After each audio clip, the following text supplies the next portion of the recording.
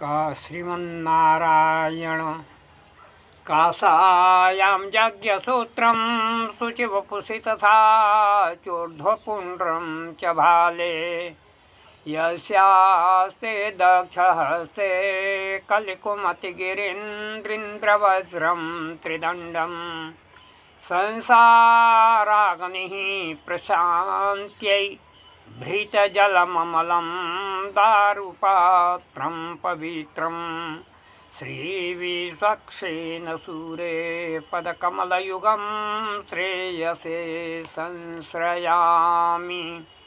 अस्मद्गुरुभ्यो नमः। अस्मत्परमगुरुभ्यो नमः।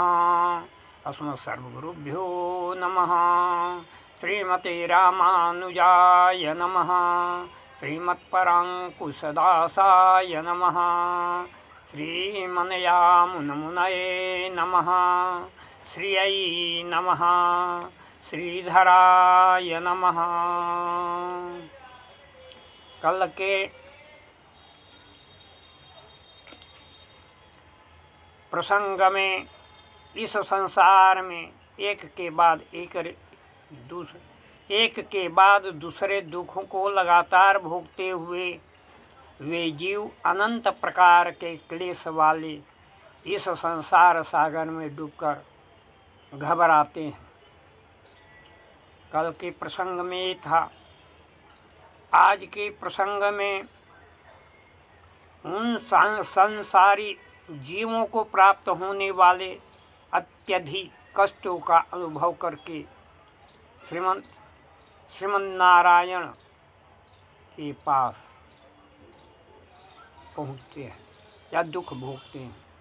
श्रीमन्नारायण दुखी होते हैं।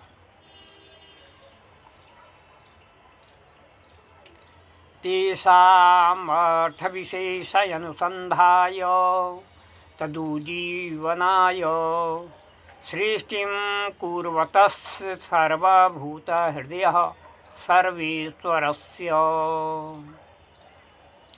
एवं संसृतिचक्रस्थे भ्रम्यमाणे स्वकर्मभिः जीवे दुःखाकुले विष्णोः कृपाकाप्युपजायते इत्युक्तप्रकारेण हृदय उत्पन्नेनापकारुणेन जायमानं हि पुरुषं यं पश्येन् मधुसूदन इत्युक्तप्रकारेण जायमाने कृतेन विशेषकटाक्षेण निरस्त रजस्तमस्कस्य प्रवृत्त सत्त्वस्य मुमुक्षोश्चेतनस्य तत्त्वज्ञानेन विना मोक्षासिद्धेस्तत्त्वज्ञानं शास्त्रेणोपदेशेन वा सम्पाद्यम्। शास्त्रेण तस्य शास्त्रज्ञानं बहुक्लेशं बुद्धेश्चलनकारणम् इत्युक्तप्रकारेण बहुक्लेशसाध्यतया दुःखास्ध्यक्त्वा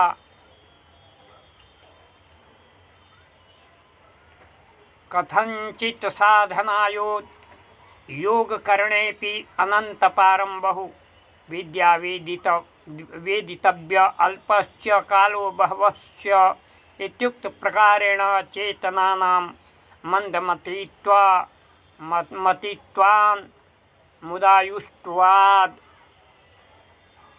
विघ्नानामनन्तत्वात् सर्वेषां ज्ञानसिद्धेर्दुर्लभत्वात् शास्त्राभ्यासन् अधिकारिणां स्त्रीशूद्रादीनां मुमुक्षुत्वस्य निष्प्रयोजनत्वाच्च उपदेशेन तत्सम्पादने उक्तदोषेषु कस्याप्यभावात्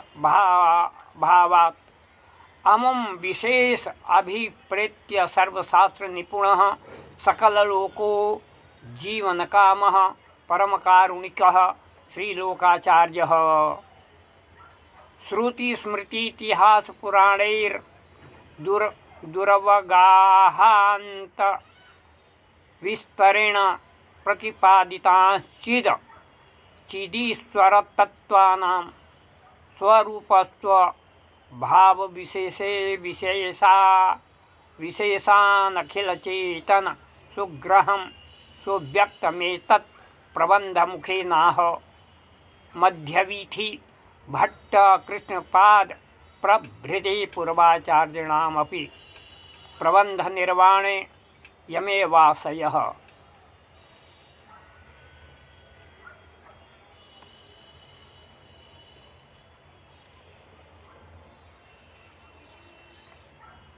तेषाम् अर्थविशेषेण विशेषम उन संसारी जीवों को प्राप्त होने वाले अत्यधिक कष्टों का अनुभव करके श्री भगवान दुखी होते हैं, क्योंकि वे तो सभी जीवों के सुहृद हैं तथा सबों के स्वामी हैं। वे ही जगत की सृष्टि करते हैं। वे भगवान उन बुद्धि जीवों को कल्याण करना चाहते हैं। उन जीवों का कल्याण करने के लिए एवं संस्कृति चक्रस्थ भ्रम्यमाणे स्वकर्मभिः जीवे दुःखाकुले विषणोः कृपा काप्युपयायते। अर्थात इस सृष्टि चक्र में पड़कर अपने कर्मों के फलस्वरूप विभिन्न योनियों में चक्कर काटते हुए तथा अनेक प्रकार के दुखों से व्याकुल बने हुए जीवों को देखकर भगवान श्री विष्णु के हृदय में कोई अनिर्वचनीय जिसका पूर्ण रूप से वर्णन नहीं किया जा सकता है, इस तरह की कृपा उत्पन्न हो जाती है। इस सूक्ति के अनुसार श्री भगवान के हृदय में उन जीवों के प्रति अपार करुणा दया के उत्पन्न हो जाने पर जायमानं हि पुरुषं यं पश्येन् मधुसूदनः सात्विकः स तु विज्ञेयः स वै मोक्षार्थचिन्तकः। अर्थात जन्म काल में श्री भगवान कृपा पूर्वक जिस जीव को देख लेते हैं वही जीव सात्विक प्रकृति का होता है तथा मोक्ष प्राप्ति के साधनों पर विचार करने वाला होता है। इस प्रकार से जानना चाहिए। इस सूक्ति के अनुसार जन्म काल में श्री भगवान के द्वारा किए गए विशेष कृपा कटाक्ष के द्वारा उस जीव के संपूर्ण रजोगुण एवं तमोगुण विनिष्ट हो जाते हैं तथा उस जीव का सत्वगुण समृद्ध हो जाता है। उस मुमुक्षु जीव को मोक्ष की प्राप्ति तत्व ज्ञान के बिना नहीं हो सकती है। उस तत्व ज्ञान की प्राप्ति की दो प्रकार हैं। पहला शस्त्र ज्ञान के द्वारा, दूसरा उपदेश के द्वारा। किंतु शास्त्र के द्वारा ज्ञान प्राप्त करने में अत्यधिक कठिनाई होने के कारण वह दुस्साध्य है। कहा भी गया है, शास्त्र ज्ञानम बहु क्लेशम बुद्धेश्चलन कारणम। अर्थात शास्त्र से होने वाला ज्ञान बहुत अधिक क्लेश साध्य है तथा उससे बुद्धि चंचल हो जाती है। किसी तरह शास्त्र के द्वारा तत्व ज्ञान प्राप्त करने के लिए प्रयास करने पर भी जीवों के मंद बुद्धि वाले होने के कारण एवं उनकी आयु के भी छोटी होने के कारण तथा चूँकि शास्त्र के द्वारा ज्ञान प्राप्त करने में अनंत विघ्न आते रहते हैं, अतएव शास्त्र के अध्ययन करने पर भी जीवों को ज्ञान नहीं प्राप्त हो पाता है। जो शास्त्राध्ययन करने के अधिकारी नहीं है उन स्त्रियों तथा शूद्रों के मोक्ष की प्राप्ति के लिए शास्त्र व्यर्थ है। फलतः शास्त्रों के द्वारा तत्व ज्ञान प्राप्त करना कठिन है। कहा भी गया है, अनंतपारम बहुवेदितव्य अल्पश्च कालो बहवश्च विघ्ना। अर्थात शास्त्र तो अनंत है, अतः संपूर्ण शास्त्रों का अध्ययन कर पाना कठिन है। किंच शास्त्राध्ययन में बहुत सी बातों की जानकारी आवश्यक होते हैं। उस दृष्टि से मनुष्य की आयु बहुत छोटी है। साथ ही साथ शास्त्राध्ययन में अनेक प्रकार के विघ्न भी आते हैं। अतएव शास्त्र के द्वारा तत्वज्ञान दुसंपाद्य है। उपदेशेन तत्संपादने इत्यादि और महापुरुषों के उपदेश के द्वारा तत्वज्ञान को प्राप्त करने में उपयुक्त शास्त्राध्ययन में होने वाला कोई दोष नहीं है। अमुम विशेषम, उपदेश के द्वारा तत्वज्ञान के संपादन होने वाली इसी विशेषता का मन में निश्चय करके समस्त शास्त्रों के ज्ञाता सभी जीवों के आत्म कल्याण करने की कामना वाले परम कारुणा संपन्न श्री लोकाचार्य स्वामी जी श्रुतियों, स्मृतियों, इतिहासों तथा पुराणों के माध्यम से जिनको जान पाना अत्यंत कठिन है तथा श्रुत्यादि शास्त्रों में जिनका अनंत विस्तार के साथ प्रतिपादन किया गया है, ऐसे चित्त तत्व, जीवात्मा, अचित तत्व, जड़त्व तथा ईश्वर तत्व के स्वरूप विशेष तथा स्वभाव विशेष का उपदेश इस तत्वत्रय नामक प्रबंध के माध्यम से किया गया है। यह उनका उपदेश संपूर्ण जीवों के द्वारा आसानी से जाना जा सकता है। यह स्पष्ट है। मध्यवीथी भट्टारक, श्री कृष्णपाद सूरी इत्यादि ने भी जो तत्व प्रबंधों का प्रणयन किया है, उनका भी यही अभिप्राय है। ननु निरहंकाराणां परम समृद्धि प्राणिना प्रियाणां ख्यालिता भनिरपेक्षाणाम् एतेषां प्रबंध निर्माण उचितम् एकेन कृतस्य प्रबन्धस्यान्येन परिपालनमेवोचितम् इति चेत् सत्यं दिव्यसूरिभिरैककण्ठेन मिधानार्थस्याप्तत्वा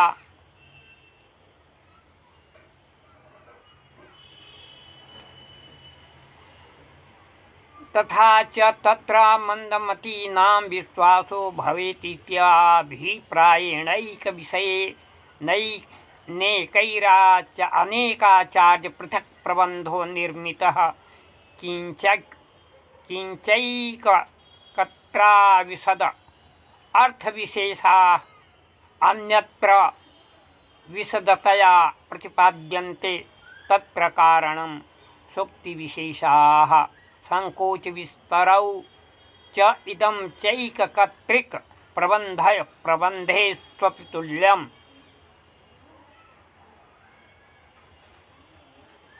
अब प्रश्न उठता है, इन समस्त आचार्यों के द्वारा प्रबंधों का निर्माण किया जाना उचित है, क्योंकि इन तत्व ग्रंथों का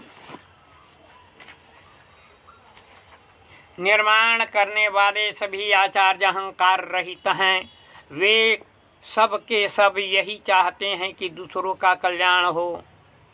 वे भी यह भी नहीं चाहते हैं कि ग्रंथ का निर्माण करके हम संसार में ख्याति यश प्राप्त करें।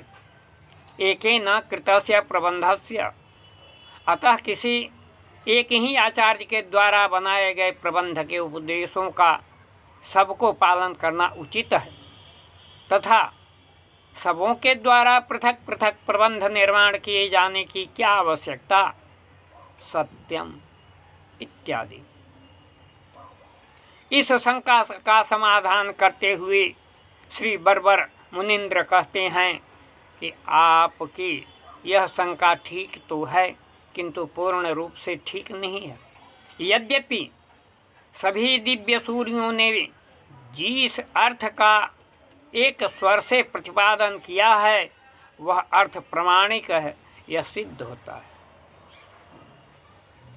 एक कंठेन इत्यादि इसी तरह की श्रीनाथ मुनि आदि सभी आचार्यों ने जिस अर्थ का एक स्वर से प्रतिपादन किया है उस अर्थ का भी प्रमाणिकता सिद्ध होती है।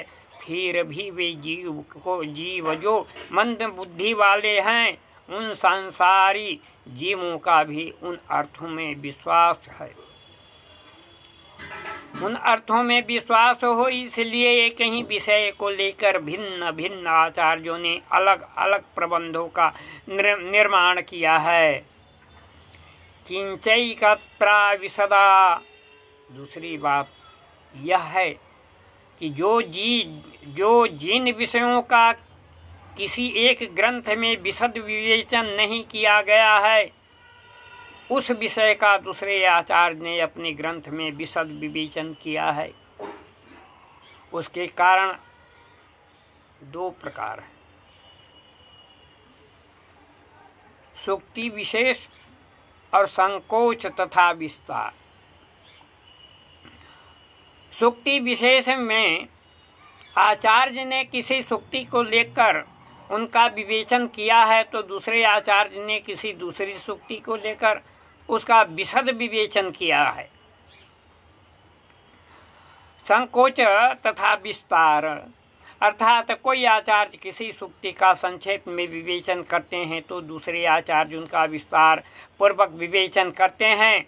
यह बात किसी एक आचार्य के द्वारा प्रणीत प्रबंधों में भी देखा जाता है। अतएव उनके आचार्यों द्वारा ग्रंथों का निर्माण किया जाना उचित ही है। इस तरह से उपोद्घात माने भूमिका को पूर्ण करते हैं। अब चित्त प्रकरण में आते हैं तो मोक्ष प्राप्ति के लिए तत्वत्रय का ज्ञान अपेक्षित है।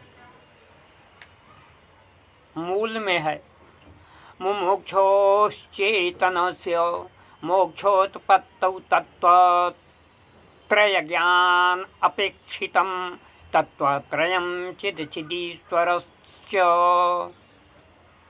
मोक्ष प्राप्ति की इच्छा करने वाले जीव को मोक्ष की प्राप्ति के लिए तत्वत्रय का ज्ञान होना आवश्यक है। तत्वत्रय शब्द से चित्त, चेतन जीवात्मा, अचित जड़ तत्व तथा ईश्वर ये तीनों कहे जाते हैं।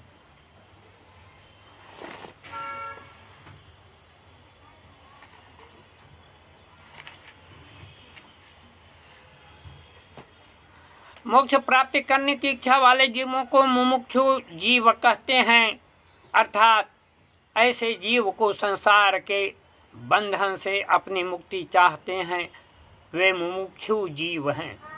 मूल में मुमुक्षु शब्द का प्रयोग करके इस अर्थ को सूचित किया गया है कि हमारी संसार से निवृत्ति हो जाए, हम संसार के बंधन से मुक्त हो जाएं। इस प्रकार की इच्छा का उत्पन्न होना भी कठिन है। माया के बंधन में बंधा हुआ संसारी जीव प्रायः धर्म, अर्थ एवं काम इस त्रिवर्ग की प्राप्ति के ही लिए प्रयत्नशील रहता है। ये तदिच्छा,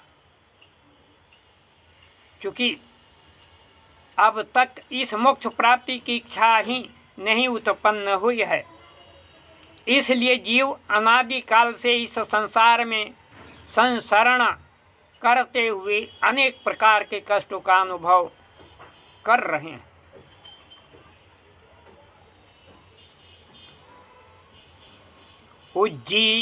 उज्जीवयीषु। परमात्मा सबको सबके स्वामी हैं। वे भी जीवों को मोक्ष प्रदान करने में तब तक ही विलंब करते रहते हैं जब तक कि जीव की स्वयं मोक्ष प्राप्त करने की इच्छा उत्पन्न नहीं हो जाती। संसारम दृढ़यितुम बद्ध जीव स्वभावतः यह चाहता है कि मेरा संसार सुदृढ़ हो जाए, मैं पुत्र, वित्त, कलत्र, सुख संपत्ति इत्यादि से संपन्न हो जाऊं। मुझे किसी भी प्रकार की सांसारिक सुख भोग की वस्तु की कमी न रहे। ऐसे जीवों को संसार से छूटने की इच्छा का होना अत्यंत दुर्लभ है।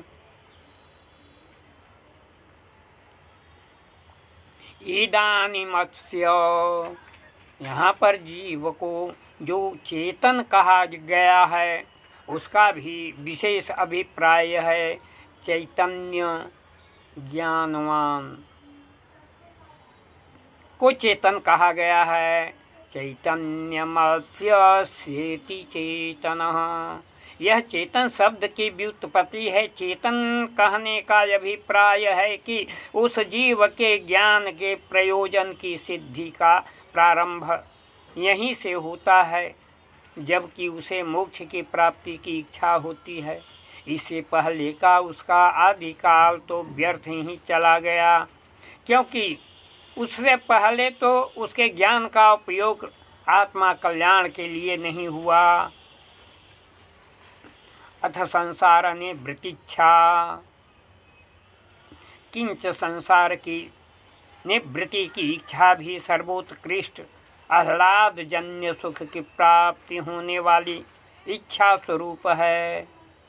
जब उस संसार की निवृत्ति की इच्छा का श्री भगवान की प्राप्ति के लिए प्रयोग किया जाता है और जो वह इच्छा करने का केवल लक्ष्मीपति को ही अपना विषय बनाती है, तो उससे होने वाला ज्ञान वास्तविक ज्ञान है, आत्म प्राप्ति अर्था।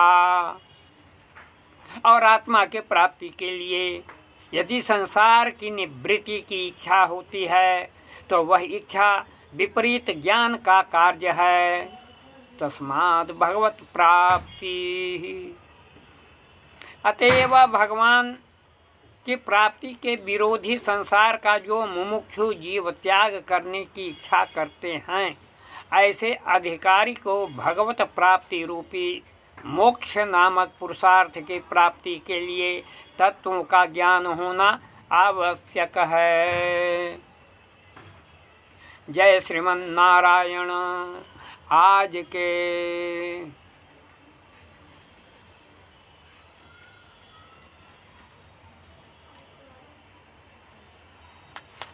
कल के विषय में यह तत्व ज्ञान मोक्ष प्राप्त करने की इच्छा कैसे हो सकती है, मोक्ष प्राप्त करने की इच्छा कैसे हो सकती है, इसकी विवेचना परीक्षा लोकान कर्मचित्तान ब्राह्मणो निर्विवेदमायात इस मुंडकोपनिषद के द्वारा बताई जाएगी। कल के वार्तालाप में आज इतना ही। जय श्रीमन नारायण।